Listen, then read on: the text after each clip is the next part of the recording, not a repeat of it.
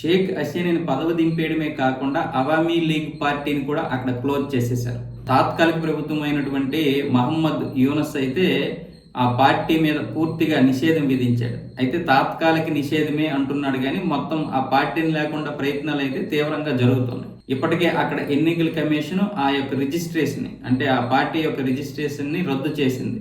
ఇప్పుడు ప్రస్తుతానికైతే ఐసీటీలో కేసులు నడుస్తున్నాయి, ఇంటర్నేషనల్ క్రైమ్ ట్రిబ్యునల్. ఈ నాయకులందరి మీద కూడా అవన్నీ ఒక కొలిక్కి వచ్చే వరకు, వాటి పరిష్కారం అయ్యే వరకు కూడా ఈ పార్టీ నిషేధంలో ఉంటుందని చెబుతున్నారు. అంటే ఇంకా అవి కొలిక్కి రావు, అవి పరిష్కారం అవ్వవు, ఈ పార్టీ కూడా అందుబాటులోకి రావు.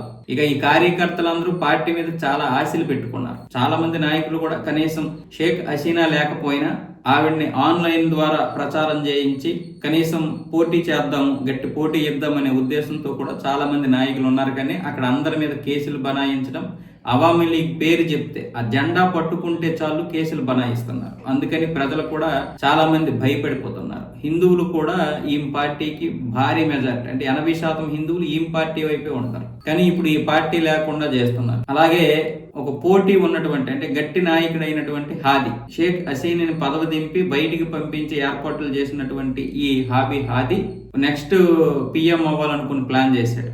జనాల్లో కూడా ఆయనకి మంచి క్రేజ్ ఉంది. కానీ హాదీ యొక్క హత్య జరిగిన తర్వాత ఇప్పుడు తారిక్ రెహమాన్ అడుగుపెట్టాడు బంగ్లాదేశ్లో. బహుశా మహమ్మద్ యూనస్ కి ఇది చాలా గట్టి దెబ్బ.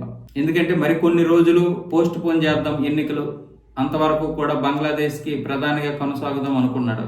ఇప్పుడు తారిక్ రాకతో మొత్తం అన్ని మారిపోయాయి. బంగ్లాదేశ్ రాజకీయాలు పూర్తిగా మారిపోయాయి. ఇప్పుడు అక్కడ ఒక్క పేరే వినిపిస్తుంది, బిఎన్పి, బంగ్లాదేశ్ నేషనలిస్ట్ పార్టీ. ఈ పార్టీ ఇంతకు ముందు 3 సార్లు అధికారం చేపట్టింది. 2001 నుంచి 2006 వరకు తారిక్ రెహమాన్ వాళ్ళ అమ్మగారు ఖాలిదా జియా ప్రధానమంత్రిగా ఉన్నారు. ఇప్పుడు ప్రస్తుతం ఆమెకు అనారోగ్యం చేసింది, ఒక ఆసుపత్రిలో చికిత్స పొందుతున్నారు దీర్ఘకాలికంగా. అంతకుముందు కూడా 2 సార్లు అధికారాన్ని చేపట్టింది. ఆ తర్వాత అవామీ లీగ్ వచ్చిన తర్వాత ఇంకెవరికి కూడా అవకాశం రాలేదు.